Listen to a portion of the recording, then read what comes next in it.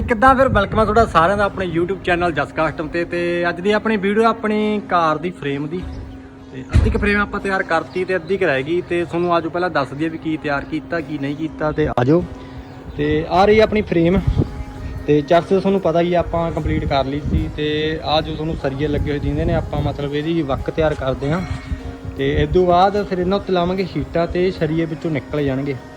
ਤੇ ਸਰੀਆਂ ਨੂੰ ਚਲੋ ਪਹਿਲਾਂ ਆਪਾਂ ਕਰਦੇ ਹਾਂ ਫਰੇਮ ਨੂੰ ਤਿਆਰ। ਤੇ ਅੱਜ 2 ਲੈਂਥਾਂ ਪਾ ਲੀਆਂ, ਵੀਡੀਓ ਤੁਹਾਨੂੰ ਗਾਹਾਂ ਦਿਖੂਗੀ। ਇਸ ਤੋਂ ਬਾਅਦ ਮੈਂ ਉਹ ਪਾਊਂਗਾ ਵੀਡੀਓ। ਤੇ ਉਧਰਲੀ ਸਾਈਡ ਵੀ ਆਪਾਂ ਹੁਣ ਇਸੇ ਤਰੀਕੇ ਨਾਲ 2 ਸਰੀਏ ਪਾਉਣੇ ਨੇ।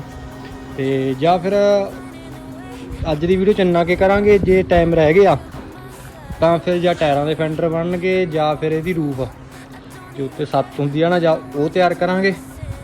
ਤੇ ਬਾਕੀ ਤੁਸੀਂ ਚੈੱਕ ਕਰ ਸਕਦੇ ਹੋ ਜੀ।